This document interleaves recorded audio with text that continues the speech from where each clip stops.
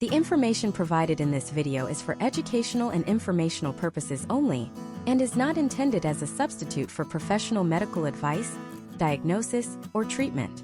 Always seek the advice of your physician or other qualified health provider with any questions you may have regarding a medical condition. Never disregard professional medical advice or delay in seeking it because of something you have seen in this presentation. Picture this: a vast, cavernous hall filled with the sounds of shrieking, rattling chains, and hollow laughter.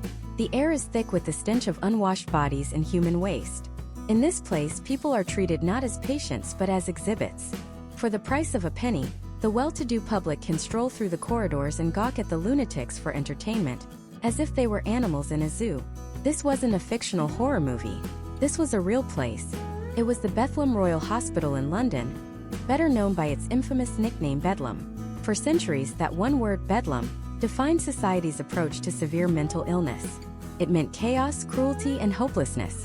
A place where human beings were discarded and forgotten. You might think this is just a dark chapter of European history, something that happened over there.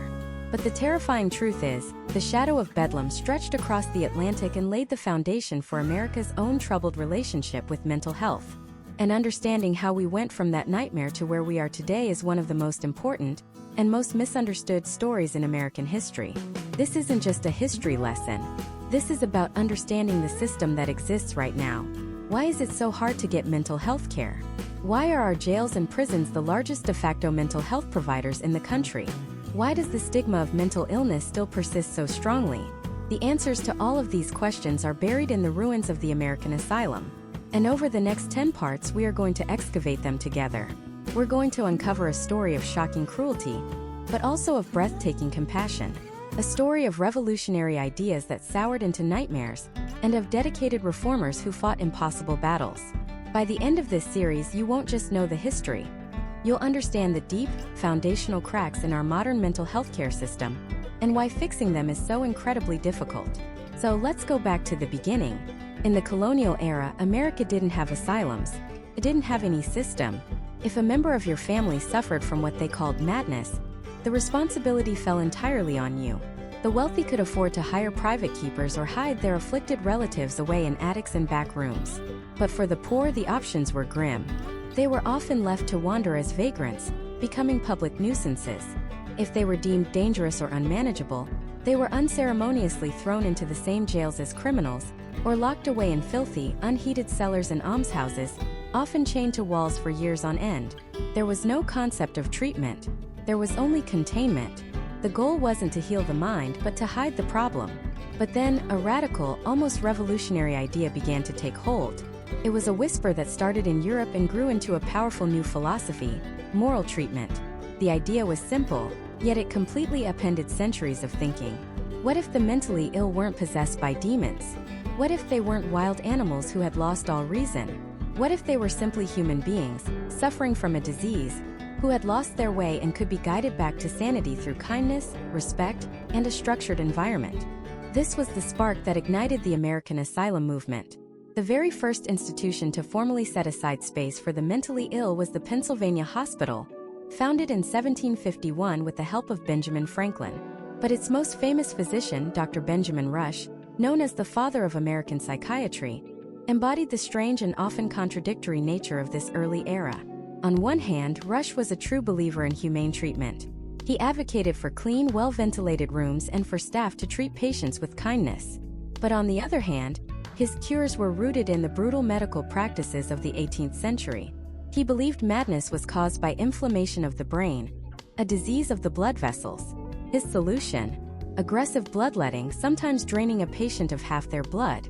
He invented the tranquilizer chair, a horrific device where patients were strapped down, their heads enclosed in a wooden box, for hours on end to reduce motor activity. He also created a spinning board to which patients were strapped and spun until they became dizzy and nauseous, supposedly to reset the brain. It was a bizarre paradox. Genuine compassion mixed with what we would now consider torture. His heart was in the right place, but his science was terrifyingly wrong. The true, purer form of moral treatment came not from doctors, but from a religious group, the Quakers. In England, they had established the York Retreat, an institution that was the complete opposite of Bedlam. There were no chains, no beatings. Instead, patients were treated as guests. They lived in a peaceful country setting, worked in gardens, did crafts, and were spoken to with respect. The therapy was the environment itself, a calm, predictable, and humane routine designed to restore balance to a troubled mind. This Quaker model became the gold standard, and it electrified reformers in America. In 1813, the Quakers established the Friends Asylum for the relief of persons deprived of the use of their reason just outside Philadelphia. It was the first private mental hospital in the United States built entirely on the principles of moral treatment. Soon after, others followed, like the Hartford Retreat in Connecticut and the McLean Asylum in Massachusetts. And in the beginning, it seemed like a miracle. These early asylums were intentionally kept small, often housing no more than 250 patients. They were well funded by wealthy philanthropists, allowing for high staff-to-patient ratios. The superintendents were often charismatic, fatherly figures who knew every patient by name. They reported astonishing success rates, with some claiming to cure over 80 or even 90% of their patients with recent cases of insanity. For the first time in history, there was hope. The asylum wasn't a place to discard people. It was a place to cure them. It was a beautifully optimistic, profoundly American idea, that even the most broken minds could be repaired with the right combination of compassion, hard work, and a peaceful environment. But this utopian dream was built on a fragile foundation. It worked because it was small, exclusive, and expensive. It was a boutique solution for a problem that was about to become an epidemic. As America charged into the 19th century, waves of immigration, rapid industrialization, and sprawling urban poverty were about to unleash a crisis that these small, gentle retreats were completely unprepared to handle. The very success of this noble experiment contained the seeds of its own spectacular, horrifying failure. The age of the asylum was just beginning, and it was about to grow into a monster that no one could control. And at the heart of this new age was a grand utopian vision. It had a name: the Kirkbride Plan. Dr. Thomas Story Kirkbride wasn't just a physician. He was an architect of the mind, who believed that the very buildings themselves could be a form of treatment. He envisioned majestic structures, laid out in a shallow V shape, like the wings of a bat. This wasn't for aesthetics, it was a prescription.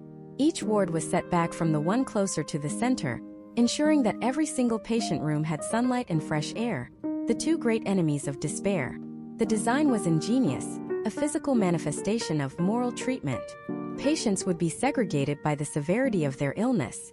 The most manageable, the ones closest to recovery, would be housed in the wings nearest the central administration building. They would have more freedom, more privileges, and could look out their windows at beautifully landscaped grounds, filled with gardens and gazebos.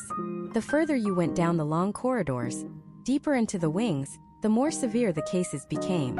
But even for the most disturbed, the promise was the same: a clean, orderly, and beautiful environment designed to soothe a chaotic mind. These were not meant to be prisons. They were called asylums in the original, truest sense of the word. A sanctuary, a place of refuge and safety. Kirkbride's philosophy was total.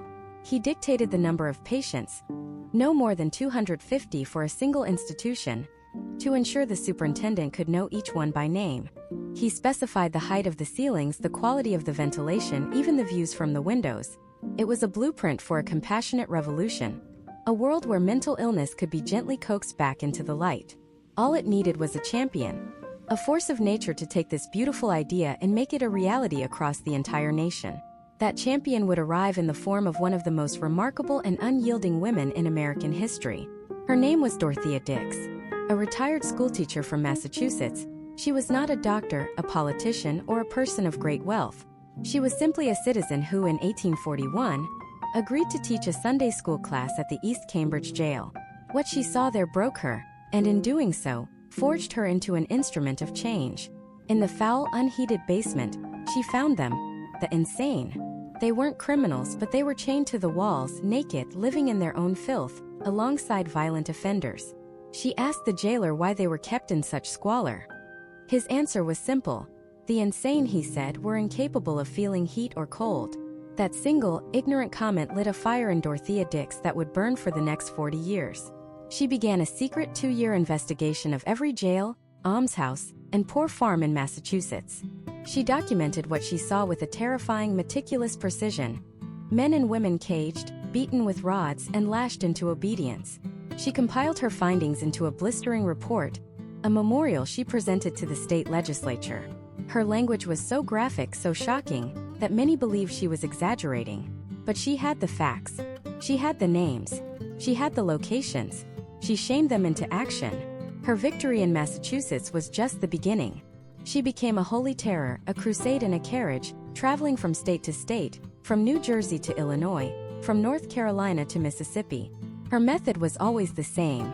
She would arrive in a state, quietly conduct her exhaustive, horrifying research, and then present her undeniable evidence to the powerful.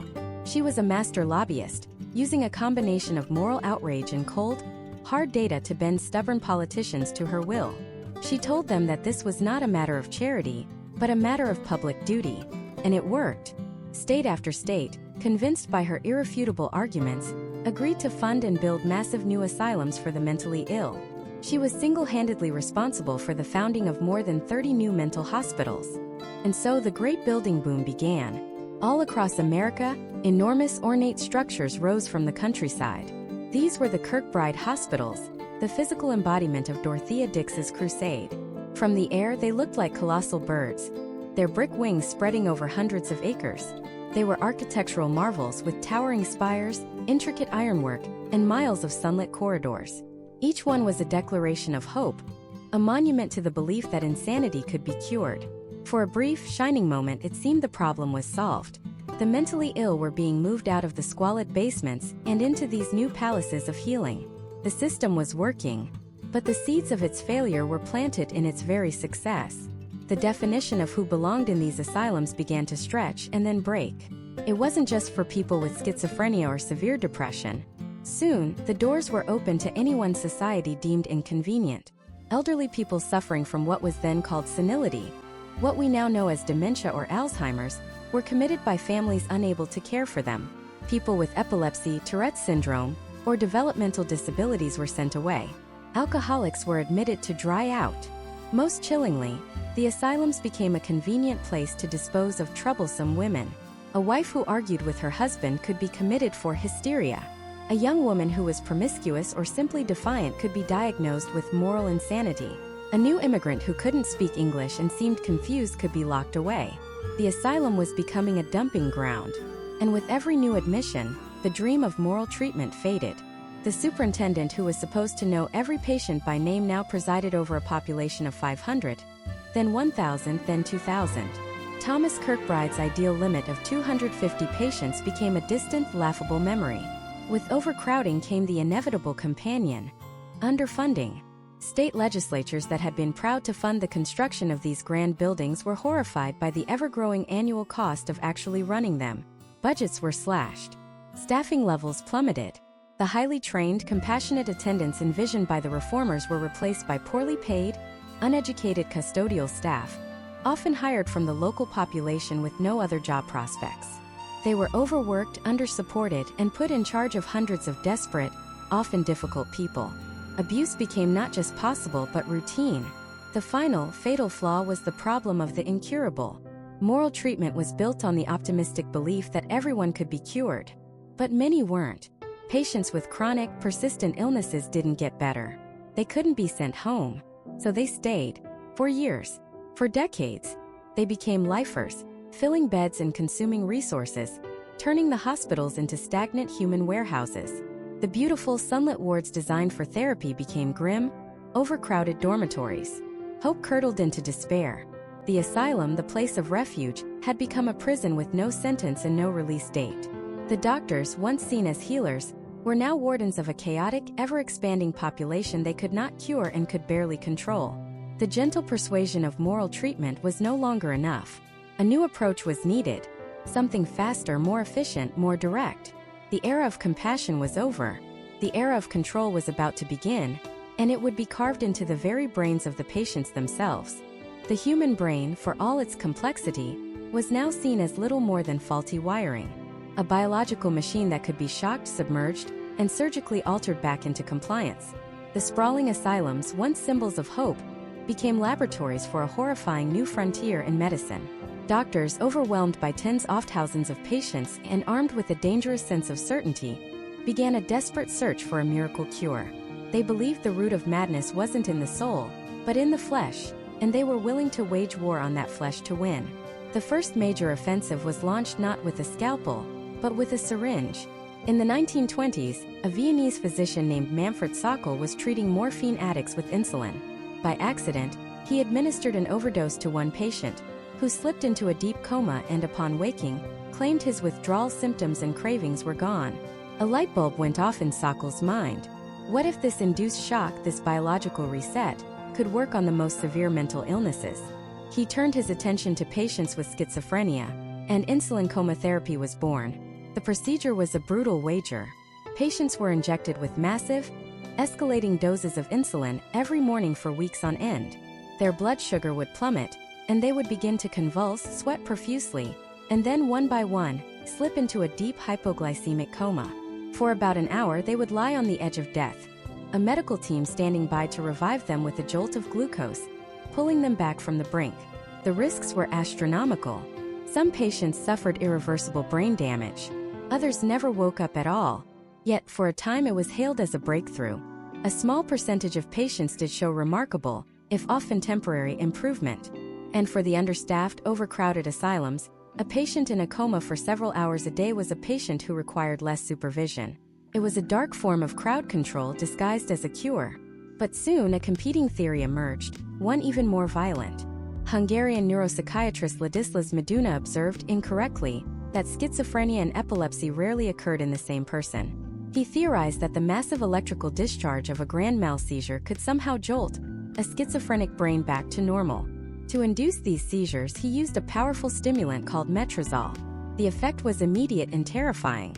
Unlike the slow descent of an insulin coma, a metrazol injection caused a violent, full-body convulsion within seconds, with no warning. Patients would often scream in terror just before the seizure hit. Their muscles would contract with such force that bones would fracture, teeth would shatter, and spines would compress. The sheer horror of the treatment left many patients with a lasting dread. But again, some showed improvement. The era of convulsive therapies had begun. The world needed a better, more controlled way to induce a seizure. The answer came from an unlikely source: a slaughterhouse in Rome. Two Italian physicians, Ugo Cerletti and Lucio Bini, observed that butchers were using electric shocks to render pigs unconscious before slaughter. They wondered, could the same principle be applied to humans, bypassing the terror and physical trauma of metrazol? In 1938, they tested their theory on a man found wandering the streets of Rome, suffering from delusions. They placed electrodes on his temples and sent a current of electricity through his brain. The man's body went rigid, and he fell into a classic grand mal seizure. When he awoke, he seemed calmer, more lucid. This was the birth of electroconvulsive therapy, or ECT. It was cheaper, faster, and seen as more humane than its chemical predecessors. But the version practiced for decades was a far cry from what exists today. It was unmodified ECT. Patients were fully conscious when the procedure began. They were given no anesthesia, no muscle relaxants. They were simply held down by a team of nurses as the electricity surged, their bodies arching violently, an experience so traumatic that many suffered memory loss, not just of the procedure, but of large chunks of their lives. It became a tool not just for treatment but for punishment, a threat used to control unruly patients. The image of ECT as a barbaric instrument of torture, immortalized in books and films like One Flew Over the Cuckoo's Nest, was burned into the public consciousness by this early brutal application. Yet even shocking the brain into submission wasn't direct enough for some. The ultimate goal was to physically sever the connections that were thought to cause mental illness, to cut the problem out at its source. This led to the most infamous procedure in the history of psychiatry, the lobotomy. In 1935, Portuguese neurologist Agos Muniz developed a technique to destroy the nerve fibers connecting the frontal lobes, the seat of human personality and executive function, to the rest of the brain. His early methods involved drilling holes into the skull and injecting pure alcohol to kill the tissue. For this, he would win the Nobel Prize in Medicine in 1949, lending a terrifying legitimacy to what was, in essence, a surgically induced brain injury.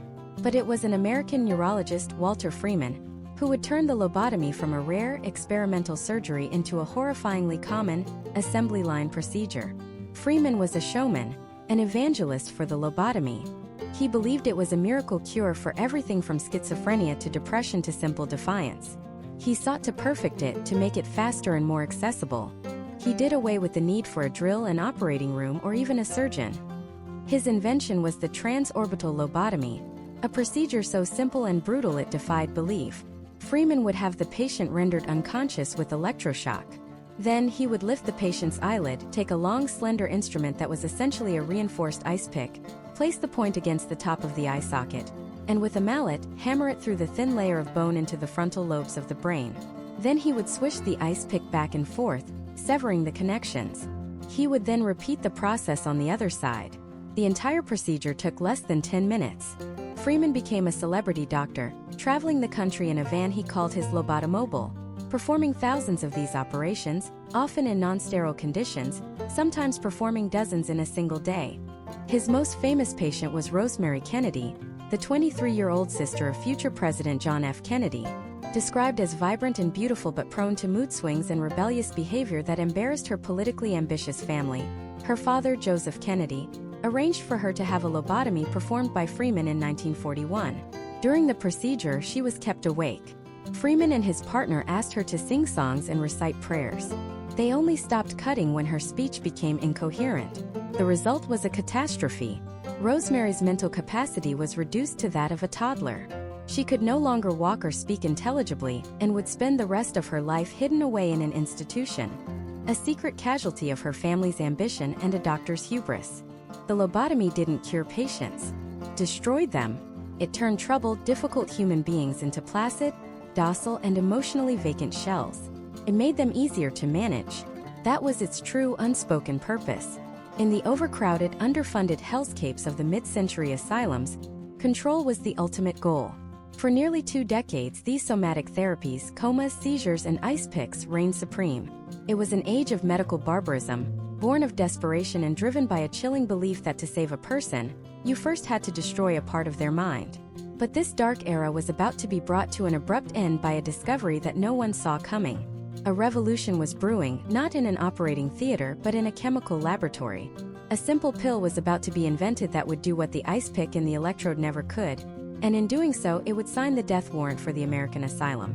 The discovery wasn't made by a psychiatrist, but by a French naval surgeon named Henri Labret. He wasn't looking for a cure for psychosis. He was looking for a better anesthetic, something to calm patients before surgery and prevent shock. He experimented with a new antihistamine compound called chlorpromazine, and he noticed something strange. Patients given this drug didn't just become sedated, they became detached. A serene indifference washed over them. Their anxieties, their fears, their agitation. It all just seemed to melt away. Labret famously described the effect as a chemical lobotomy. The news traveled across the Atlantic. The American pharmaceutical company Smith, Kline & French saw the potential. They acquired the rights, branded it Thorazine, after the Norse god of thunder, Thor, and prepared to unleash it on the American market. But they faced a problem. How do you sell a drug that doesn't cure anything? A drug whose primary effect is to make people profoundly, chemically indifferent? Their marketing was genius. They didn't sell it to patients. They sold it to the asylum superintendents. They didn't market it as a cure. They marketed it as a tool for control. They created ads showing chaotic, violent wards transformed into peaceful, orderly rooms. They called it a chemical straitjacket. And for the overworked, underpaid, and often terrified asylum staff, it sounded like a miracle. And in a way it was. The first trials in American hospitals were stunning. Patients who had been catatonic for years began to speak. Violent, screaming individuals became calm and manageable. The constant noise, the stench of fear and filth that had defined the back wards for a century, began to subside. For the first time, it seemed like the illness itself, not just the person, was being treated. The effect was so dramatic that Thorazine and the drugs that followed were called psychotropics, meaning mind-turning. It was a revolution on a molecular level. Before Thorazine, the only options were physical. You could restrain a patient with leather cuffs, wrap them in wet sheets, submerge them in a tub, shock their brain into submission, or sever its connections with an ice pick. Now you could hand them a small pill. The asylum, a fortress built to contain bodies, was suddenly faced with a chemical key that could seemingly unlock the mind, or at least quiet its demons. The floodgates opened. Thorazine was just the beginning. The 1950s became a gold rush for psychopharmacology. In 1955, another drug, meprobamate, hit the market. It was branded as Milltown, named after a quiet New Jersey suburb. This wasn't for the violently insane locked away in asylums. This was for the suburban housewife feeling a little anxious, the businessman feeling the pressure of the daily grind. It was marketed as a happy pill, a way to take the edge off modern life. Milltown became the first blockbuster psychiatric drug in history. It was a cultural phenomenon.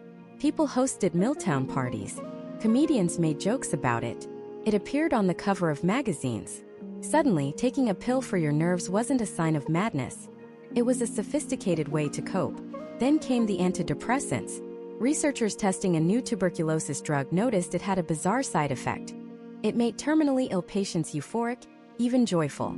This led to the development of the first class of antidepressants, the MAO inhibitors. Soon after, a Swiss company discovered imipramine, branded as tofranil, which became the gold standard for treating depression for decades. It felt like a golden age of discovery. For every symptom, it seemed a chemical solution was just around the corner. A Pandora's box of pharmacology had been opened, and outpoured a dizzying array of tranquilizers, antipsychotics, and mood stabilizers. Each new pill came with a new promise, a new brand name, and a new wave of hope. But there was a dark side to this chemical revolution, a cost that was paid in the bodies of the patients. Thorazine and the first generation of antipsychotics were blunt instruments. They didn't just target the parts of the brain responsible for psychosis. They carpet-bombed the entire system. The side effects could be horrific. Patients developed a slow, shuffling gait, a mask-like facial expression, and a persistent internal restlessness. It was so common it got a name, the Thorazine shuffle. Worse still was a condition called tardive dyskinesia. After long-term use, patients would develop uncontrollable, repetitive movements, grimacing, tongue protruding, lip smacking, rapid blinking. It was a cruel irony. A drug meant to calm the mind ended up torturing the body. And once it started, it was often irreversible. The chemical straitjacket had become a permanent, physical prison. The happy pills had their own dangers. Milltown and other tranquilizers like it were highly addictive, creating a generation of Americans quietly dependent on their daily dose just to function. And the early antidepressants came with a host of side effects, from severe dietary restrictions to dangerous interactions with other medications. The miracle cures were proving to be a devil's bargain. Yet, despite the terrible side effects, these drugs fundamentally and irrevocably changed the equation. They proved that mental illness had a biological component that could be chemically altered. This was a paradigm shift. If you could control the most severe symptoms of schizophrenia or mania with a pill, if you could lift crippling depression with a capsule, then the central justification for the asylum, the need to isolate and contain the mentally ill for their own safety and the safety of society, began to crumble. The asylum was a monument of the pre-scientific era.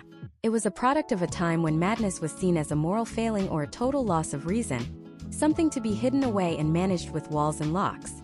But now, in the gleaming laboratories of pharmaceutical companies, a new vision was being forged. Mental illness was being reframed as a chemical imbalance, a disease of the brain no different than a disease of the liver or the heart. And you don't treat heart disease by locking someone in a remote fortress for 30 years. You treat it with medicine in a clinic in the community. The economic argument was just as powerful. Asylums were incredibly expensive. They were massive, decaying buildings sitting on valuable land, requiring huge staffs to run. State governments, burdened with these spiraling costs, looked at the new drugs and saw a golden opportunity. Why pay to house, feed, and clothe a patient for life when you could give them a prescription and send them on their way? The pills offered an exit. A way out of the back wards, out of the hydrotherapy tubs, out of the shadow of the lobotomist's ice pick. They offered a tantalizingly simple solution to a century-old problem. The stage was set. The scientific rationale was in place, the medications were available, and the economic incentive was overwhelming. The old asylum system was doomed. All that was needed was a political champion to light the fuse and offer a new, more hopeful vision. And in a young, charismatic president named John F. Kennedy, that movement found its voice. He would stand before Congress and make a promise to the nation, a promise to replace the old system of institutionalization with a bold new era of community care. A promise that would ultimately be broken, with consequences no one could have ever imagined. That promise was signed into law on October 31, 1963. It was called the Community Mental Health Act, and it was the last piece of legislation President John F. Kennedy would ever sign. Less than a month later, he would be gone, but his vision for a new kind of mental health care was now the law of the land. It was, on paper, a beautiful revolution.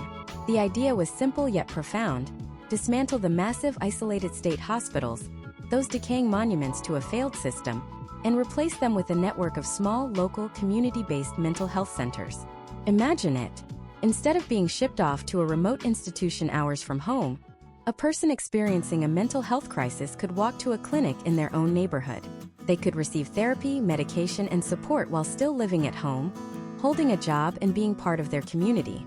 It was a vision of integration, not isolation, of treatment, not confinement. The goal was to build 1,500 of these centers across the country, creating a comprehensive safety net that would catch people before they fell, treating mental illness with the same proactive, community-focused approach as any other public health issue.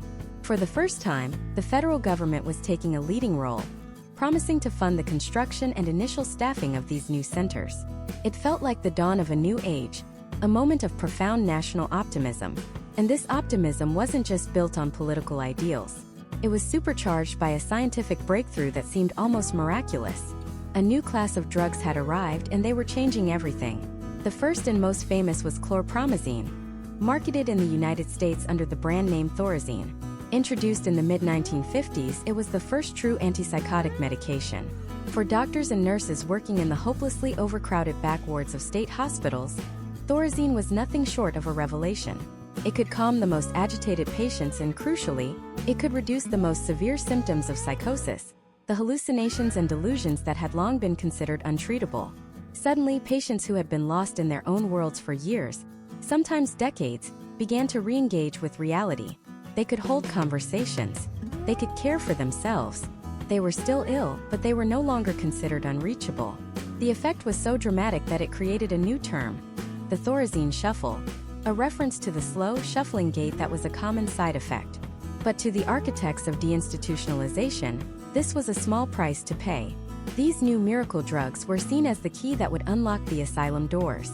They were the chemical technology that would make Kennedy's vision of community care possible.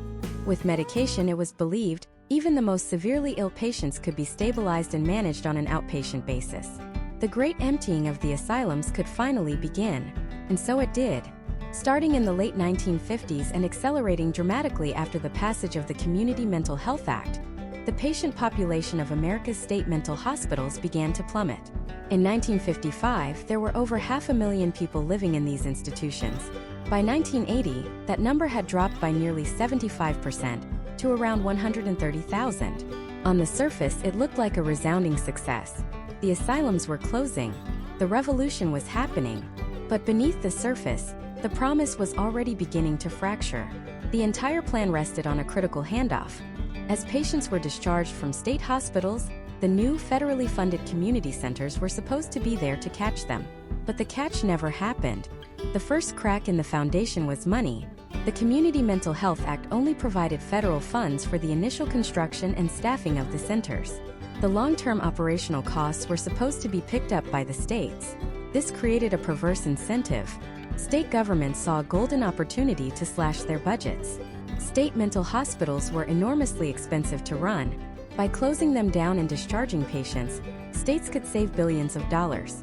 They had every reason to empty the hospitals, but very little financial incentive to fund the new community centers that were meant to replace them. So, in many cases, they just didn't. The money saved from closing the asylums was rarely, if ever, reinvested into community care. It simply vanished into state general funds, used for building roads, schools, or providing tax cuts. This funding crisis was then massively amplified by the shifting priorities of the nation. The 1960s gave way to the 1970s, and the country's focus, and its treasury, was consumed by the Vietnam War and later by crippling economic stagflation. The war on poverty and the Great Society programs, which had created the optimistic environment for mental health reform, were starved for cash. Mental health care, as it so often is, was one of the first things on the chopping block. Of the 1,500 community centers that Kennedy had envisioned, fewer than half were ever actually built. And those that were built were often underfunded, understaffed, and completely overwhelmed, unable to handle the complex needs of the severely and persistently mentally ill patients who were now arriving at their doorstep. But the failure wasn't just financial or political. It was also deeply social. The concept of community care ran headlong into one of the most powerful forces in American society: Not in my backyard, or NIMBYism. While people supported the idea of community mental health centers in theory, they certainly didn't want one built on their block. They didn't want group homes for the mentally ill moving in next door. Decades of horror stories about asylums, combined with a deep-seated fear and misunderstanding of mental illness, created massive public resistance. Community boards voted down proposals. Neighborhoods organized in protest. The very communities that were supposed to welcome and support these former patients now rejected them, viewing them as a threat, a nuisance, or a blight on property values. And so the great promise was broken from all sides. The federal government provided the seed money but not the long-term support. The state governments eagerly closed their most expensive facilities, but refused to fund the cheaper, more humane alternative. And the communities themselves closed their doors, refusing to accept the very people who were supposed to be integrated into them. This created a perfect storm, leading to one of the most devastating and visible social crises of the late 20th century. Patients were discharged from state hospitals by the thousands, a process that critics began to call dumping. They weren't being released into a robust system of care. They were being released into a void. Often, a patient who had spent 20 years in an institution would be given a final dose of medication, a one-way bus ticket to the city where they were first admitted, and a few dollars in their pocket. They were told to report to a community center that might not exist, or that had a 6-month waiting list. They had no family, no job, no support system. They had severe, chronic mental illnesses that required consistent, structured care, the very thing that had just been taken from them. They were, in the most literal sense, abandoned. The revolving door of the old asylum system was replaced by something far worse. A revolving door that spun them from a locked ward directly onto the street. They were no longer patients. They were no longer inmates. They had been liberated. But what did this liberation actually look like? Where did these hundreds of thousands of people go? They didn't just vanish. They became a new, visible, and deeply misunderstood part of the American landscape. The ghosts of a broken promise, haunting the streets of every major city in the nation. This mass exodus wasn't a gradual trickle. It was a flood.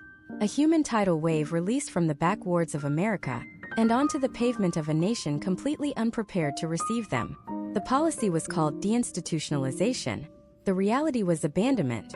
The promise, sold to the public and politicians alike, was that these individuals would be better served by a new, enlightened network of community mental health centers. These centers were meant to be the safety net, offering therapy, medication management, and support right in the neighborhoods where people lived. It was a beautiful, progressive idea, but it was a phantom, a ghost of a promise that never materialized. The Community Mental Health Centers Act of 1963, signed by President Kennedy, authorized the construction of 1,500 of these centers across the country. By 1980, less than half had been built, and the ones that did exist were chronically, catastrophically underfunded. The federal government had promised to help build them, but the long-term funding, the money to actually staff them, to run the programs, to treat the patients, was supposed to come from the states and local communities. But the states, having just saved billions by closing their massive, expensive hospitals, had very little political appetite to spend that money on a new, unproven system. It was the ultimate bait and switch. They closed the asylums to save money, not to reinvest it in a better, more humane model of care. So the safety net had gaping, city-sized holes. A person discharged from a state hospital, perhaps after decades of institutionalization, was often given a bus ticket, a small supply of medication, and a referral to a community center that was either overwhelmed, understaffed, or simply didn't exist. They had no life skills, no family connections left, no job prospects. They knew how to navigate the rigid, structured life of a hospital ward, not the chaotic, unforgiving reality of a modern American city. They were set up to fail. And fail they did, in heartbreakingly predictable ways. This led to a phenomenon that psychiatrists and social workers began calling the revolving door. Patient would be discharged. Without support, they would eventually stop taking their medication. Maybe they lost it, maybe they couldn't afford a refill, maybe the side effects were too severe and there was no doctor to help them adjust the dose. Their symptoms would return, often leading to a psychotic break. They'd end up in a crisis, picked up by the police for erratic behavior, trespassing, or petty theft. They might be taken to an emergency room, stabilized over a few days, and then discharged again. Back out the same door with the same bus ticket, the same piece of paper with a phone number for a clinic that never answers. Round and round they went, each cycle eroding a little more of their hope, their health, and their humanity. The sidewalk became the new day room. The homeless shelter became the new ward. But this wasn't just a story of neglect. It was a story of replacement. Academics call it transinstitutionalization. It's a clinical-sounding word for a brutal reality. People weren't being freed from institutions. They were simply being moved from one type of institution to another. And the new institutions were, in many ways, far worse. The first destination for many was the nursing home. In the 1960s and 70s, federal programs like Medicare and Medicaid were expanded, creating a massive financial incentive for private nursing homes. Suddenly, there was a place to put elderly patients with psychiatric diagnoses, or even younger patients with severe chronic mental illness. The state could transfer the patient and the cost of their care from the state-funded hospital to a federally subsidized nursing home. It looked great on the budget sheets, but these facilities were not equipped to handle severe mental illness. They were designed for geriatric care, for physical ailments. Staff had no psychiatric training. A patient with schizophrenia experiencing paranoid delusions wasn't given therapy. They were often sedated, chemically restrained in a chair, and left in front of a television. It was a quiet, hidden tragedy, warehousing a new generation of the mentally ill behind the closed doors of elder care facilities. But the other destination was far more visible and far more destructive. It was the American criminal justice system.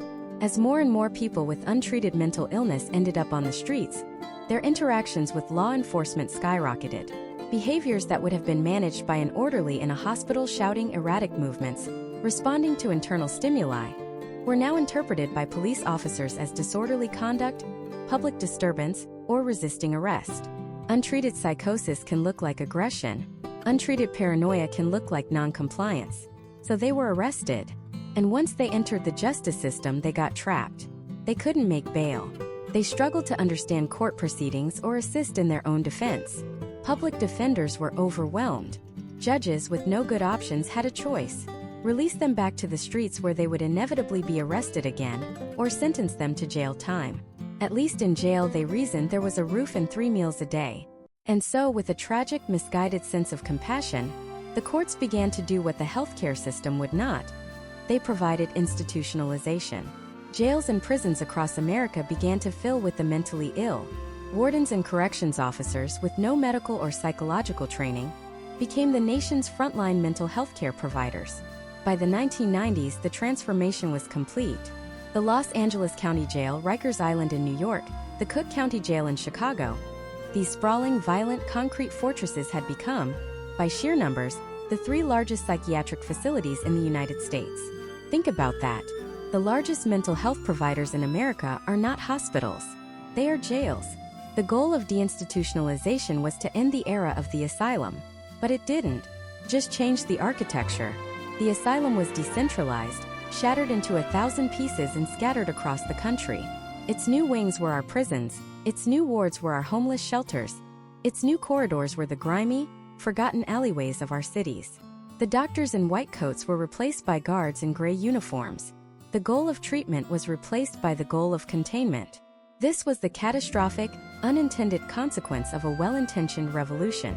They had torn down the old snake pits, but in their place, they had created a new, more complex and more brutal system. One that criminalized illness and punished people for the crime of having a broken mind. The ghosts of the asylums weren't gone. They were just wearing prison jumpsuits now. This wasn't a metaphor. It was a statistical reality.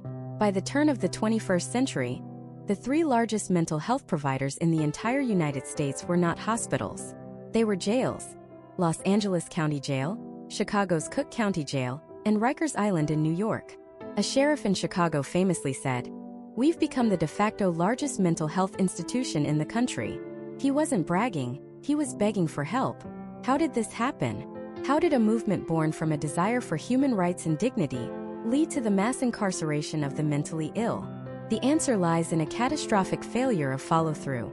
The Community Mental Health Act of 1963, the very law that was supposed to create a safety net, was a promise that was never kept. The plan was beautiful on paper.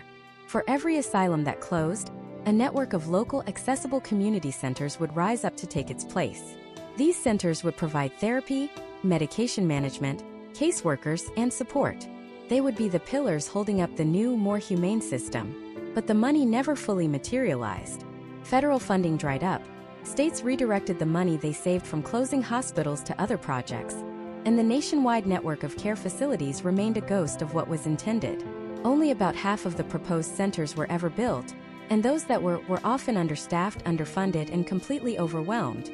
So when the hospital doors swung open and patients walked out, they weren't walking into the warm embrace of a community ready to help. They were walking into a void. They had their freedom, but they had no support, no housing, no one to ensure they took their medication, no one to call when the voices came back. They went from the back wards to the back alleys and the homeless shelters. And when a person with untreated schizophrenia or bipolar disorder has a psychotic break on a public street, who gets called? Not a doctor, not a social worker. The police get called. Suddenly, police officers with little to no training in mental health became the frontline responders to a massive public health crisis. Their tools weren't therapy and medication. Their tools were handcuffs and arrest warrants. A man hearing voices and yelling at himself on a street corner wasn't seen as someone needing a doctor. He was seen as a public nuisance, arrested for disorderly conduct. A woman huddled in a storefront for warmth, disoriented and paranoid, wasn't someone in need of shelter and care. She was a trespasser. The very symptoms of their illnesses became their crimes. The system didn't know how to treat them, so it chose to arrest them. But there's another critical piece to this puzzle, a piece that at first seemed like a miracle. It was the rise of psychopharmacology. In the 1950s, a new drug was introduced that would change everything. Chlorpromazine, better known by its trade name Thorazine. For the first time, there was a medication that could genuinely reduce the most severe symptoms of psychosis, the hallucinations, the delusions, the agitated paranoia. It wasn't a cure, but it was a chemical key that could unlock patients from their most intense mental prisons. Doctors were astounded. Patients who had been catatonic for years began to speak. Violent wards became quiet. Thorazine and the first generation of antipsychotics that followed were seen as the magic bullet. They were the technology that made deinstitutionalization seem not just possible but logical. Why keep someone locked in a hospital for life if a pill could manage their symptoms enough for them to live in the community? The logic was seductive. The state hospitals could be closed, saving the government billions, and the patients could be chemically managed on the outside. It was a win-win. Except it wasn't. The miracle had a dark side. These early antipsychotics were blunt instruments. They carpet-bombed the brain's chemistry, and the side effects could be devastating. Patients often felt like zombies, emotionally blunted, unable to feel joy or motivation. They developed a slow, shuffling gait that became so common, it was nicknamed the Thorazine shuffle. And most terrifying of all was a condition called tardive dyskinesia, a permanent, irreversible neurological disorder caused by long-term use of the drugs. It resulted in uncontrollable facial tics, grimacing, and spastic movements of the tongue, lips, and limbs. People were being asked to trade the prison of their minds for a prison of their own bodies. Imagine the choice. You take a pill that stops the terrifying voices, but it also makes you feel like a hollowed-out shell of yourself and causes your body to twitch and jerk beyond your control. Would you keep taking it? Especially if you were now homeless, had no doctor to talk to about the side effects, and no money to even get the prescription refilled? Many understandably stopped. And this created the final tragic loop in the system, the revolving door. A person is discharged from a hospital with a bottle of pills. They find themselves on the street with no support. The side effects of the medication are unbearable, so they stop taking it. Their psychosis returns. They have a public episode, get arrested, and are sent to jail. In jail, they are forced back onto medication, they stabilize, and upon completing their short sentence for a minor crime, they are released. Right back onto the street with another bottle of pills, no support, and the whole vicious cycle starts over again. This wasn't freedom. This was a new kind of asylum, one with no walls, but with 1,000 revolving doors, between the emergency room, the homeless shelter, and the county jail. The promise of community care had become a reality of community neglect, enforced by the criminal justice system. The nation had closed the book on the old asylums, proud of its progress, without realizing it was already writing a new, more complicated chapter of the same tragic story. The fundamental problem hadn't been solved. The question of what a society does with its most mentally vulnerable citizens was still unanswered. And as the decades wore on, from the 80s into the 90s, this new system, or lack thereof, would become deeply, horribly entrenched, creating a crisis that we are still grappling with to this very day. The ghosts of the asylums were not only wearing prison jumpsuits, they were sleeping on our streets and dying in our alleys, utterly failed by the very movement that promised them liberation. And so, the great emptying of the asylums was complete. The doors were chained, the grounds fell silent, and a nation told itself it had done the right thing. It had traded Gothic horror for sunlit community. But the liberation was a mirage. For hundreds of thousands of people, the asylum gates didn't open onto a caring neighborhood. They opened onto a brutal new reality. They were released not into a system of care but into a vacuum. By the early 1980s, the consequences of this grand, well-intentioned failure were no longer possible to ignore. They were visible on every downtown street corner, in every public library, in every bus station. The faces of severe mental illness, once hidden behind brick walls, were now the faces of America's growing homeless population. Schizophrenia, bipolar disorder, severe depression, these were not abstract diagnoses anymore. They were the man shouting at unseen demons on the subway, the woman wrapped in rags in a freezing alleyway. The promise was community mental health centers, but the funding never truly materialized. For every one person who found help, countless others were left to drift, their illnesses spiraling without structure, without medication, without a single helping hand. Society was confronted with a problem it had created, and it reacted not with compassion, but with fear and frustration. And in the political climate of the 1980s, there was a simple, powerful solution for things that made society uncomfortable: crack down. The era of tough on crime had begun. The conversation shifted entirely. It was no longer about public health, it was about public nuisance. It was about vagrancy, loitering, and disorderly conduct. The complex symptoms of a person in the midst of a psychotic break, paranoia, agitation, disorganized speech, were reinterpreted through a new lens, the lens of criminality. This collided with another national panic: the war on drugs.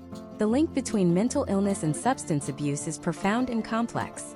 Many people with untreated conditions turn to drugs or alcohol to self-medicate, to quiet the voices, to numb the crushing depression. This is called dual diagnosis, and it became a ticket to a one-way destination. When police encountered someone who was both high and hallucinating, they didn't see a patient in need of a doctor. They saw a criminal.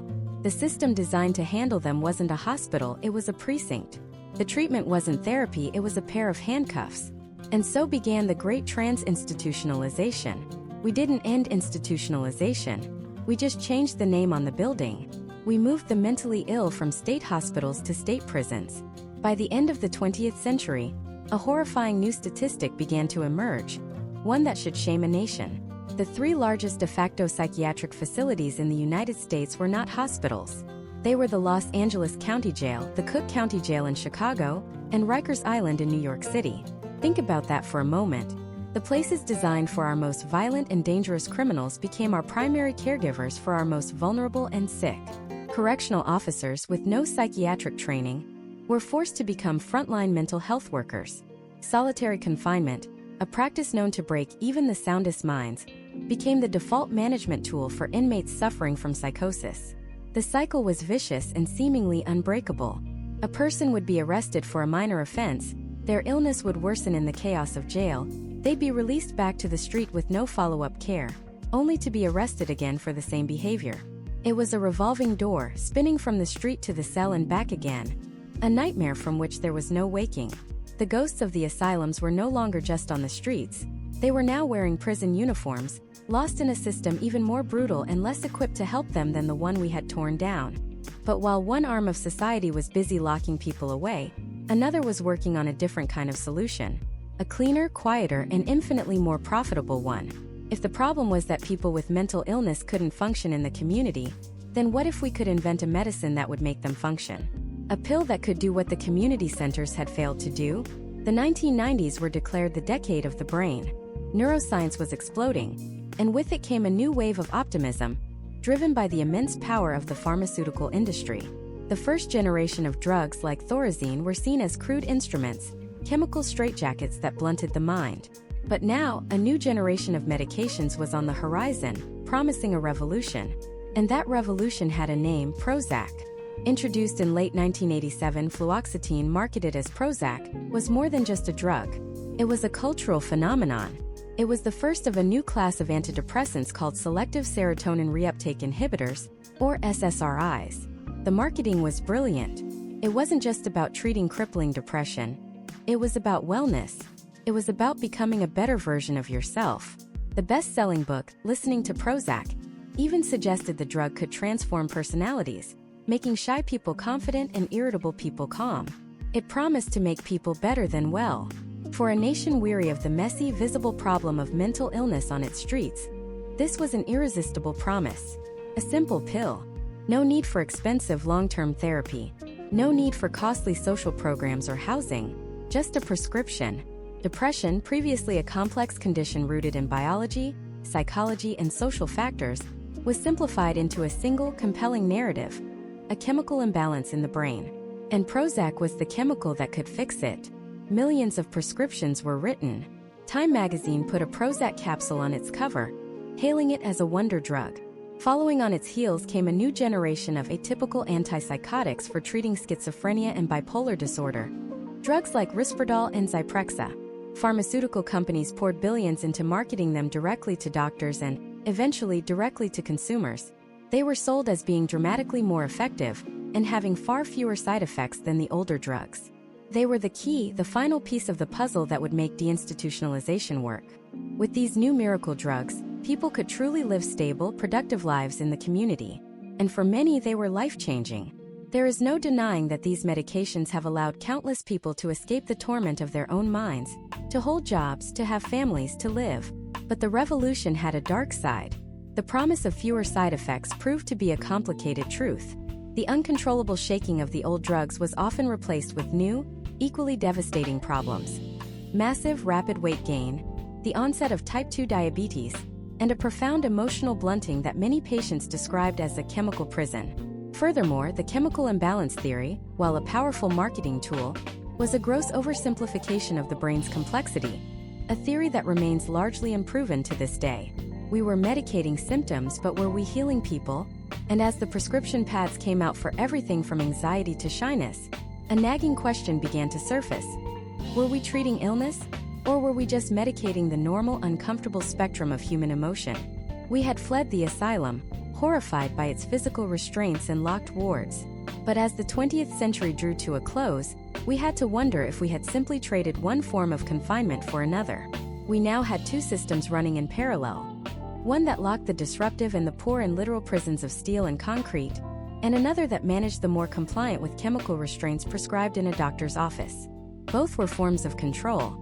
Both kept the problem out of sight, out of mind.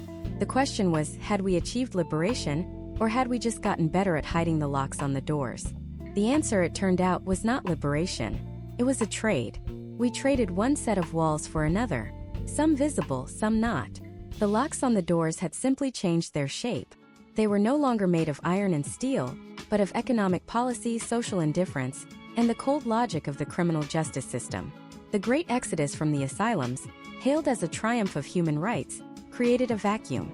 And into that vacuum rushed a catastrophe that we are still living with today. The promise, you'll remember, was a network of community mental health centers, 1,000 points of light to guide people back into society. But the funding for that promise never fully materialized. It was a check that was written but never cashed. As state hospitals shuttered their doors and released hundreds of thousands of patients, the support systems they were meant to find on the outside were skeletal at best, or entirely non-existent. And so the streets became the new asylum. By the mid-1980s, a devastating new reality began to appear on the nightly news and in the downtown cores of every major American city: a massive increase in homelessness. Studies from the era were shocking. They found that anywhere from a third to one-half of the homeless population suffered from a severe mental illness like schizophrenia or bipolar disorder. These were the very people who, a generation earlier, would have been living in state institutions. They were not freed. They were abandoned.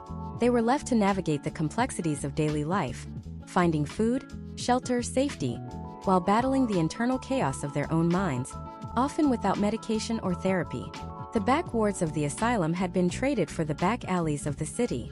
The isolation was just as profound, but now it came with the added dangers of exposure, violence, and starvation. This wasn't just a failure of social services. It was the birth of a phenomenon sociologists would call transinstitutionalization. The patients weren't being deinstitutionalized. They were simply being moved from one institution to another. And the primary receiving institution was not the community clinic. It was the county jail. Police officers with little to no training in mental health became the first responders to psychiatric crises. A person experiencing a psychotic break, shouting on a street corner, was no longer seen as a patient in need of care, but as a public nuisance, a trespasser, a threat. They were arrested, and the system designed for punishment became by default the system responsible for treatment.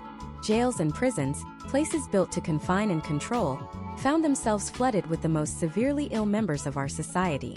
By the turn of the century, the scale of this shift was staggering. A 2006 Department of Justice report revealed that more than half of all prison and jail inmates had a mental health problem. The three largest de facto psychiatric facilities in the entire United States were not hospitals. They were the Los Angeles County Jail, the Cook County Jail in Chicago, and Rikers Island in New York City. The asylum had been reborn, this time with razor wire, steel bars, and corrections officers acting as untrained orderlies. The goal was no longer even the pretense of treatment, it was containment. We had criminalized mental illness. For those who managed to avoid prison, another cycle emerged. The revolving door of the emergency room. A person in crisis would be brought to a hospital, stabilized over a period of 72 hours, the standard psychiatric hold, and then discharged. They'd be handed a prescription they often couldn't afford, and a referral to an outpatient clinic with a 6-week waiting list.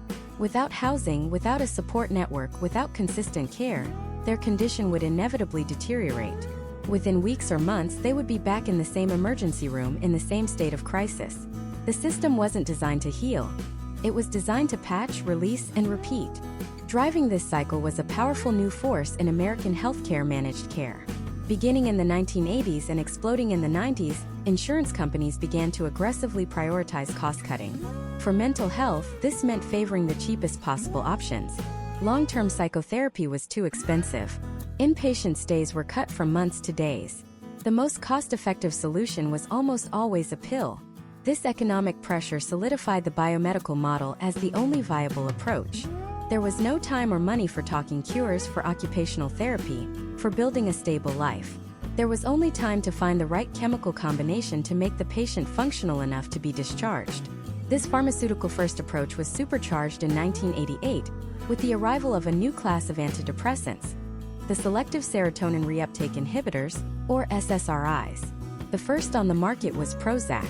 It was marketed as a miracle.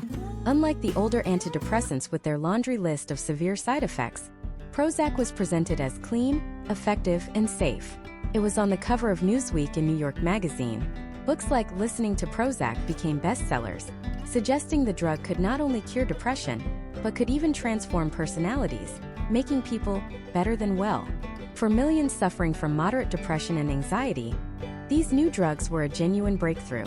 They offered relief and allowed people to function in their daily lives. The shadow of stigma began to lift slightly. Taking a pill for a chemical imbalance felt more scientific and less shameful than traditional therapy for many. But this revolution had a dark side. It further entrenched the idea that all mental suffering, no matter how complex its roots, could be solved with a simple prescription. It did little for those with severe, persistent illnesses like schizophrenia, the very people deinstitutionalization had left behind. And it created a new kind of invisible asylum. A person could now appear to be fine, holding down a job, maintaining relationships, all while being chemically managed. The suffering was still there, but it was quieter, more polite, more palatable for the rest of society. The locks on the door were now microscopic. They were neurotransmitters and reuptake inhibitors. They were insurance pre-authorizations and formulary tiers. They were the cold calculus of a system that found it cheaper to arrest a person than to treat them, cheaper to prescribe a pill than to listen to their story. We had dismantled the old brick-and-mortar asylums, congratulating ourselves on our enlightenment. But in their place, we had built a sprawling, decentralized system of neglect. We had traded the asylum's high walls for the prison's steel bars and the cold concrete of the sidewalk. The question was no longer how to set people free, but how to find them once they were lost. And for decades, we didn't even try. The 1980s and 90s saw the grim harvest of deinstitutionalization's failed promise. The ghost of the asylum, once confined to sprawling, isolated campuses, now haunted the alleyways and underpasses of every major American city. The revolving door syndrome became the norm. Individuals in the throes of a psychotic break would be picked up, briefly stabilized in an emergency room or a short-stay psychiatric unit for a few days, just long enough for the acute crisis to pass, and then discharged back to the very same streets with a bottle of pills and a follow-up appointment they had no means of keeping. It was a cruel cyclical dance of crisis, brief intervention, and inevitable relapse. Simultaneously, a more sinister trend was taking hold: the mass criminalization of mental illness.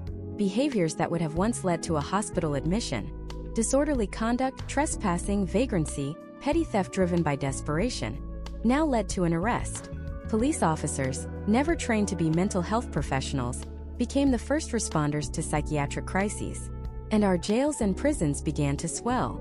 By the turn of the millennium, a horrifying new reality had set in. The three largest de facto psychiatric facilities in the United States were not hospitals. They were the Los Angeles County Jail, Chicago's Cook County Jail, and New York City's Rikers Island.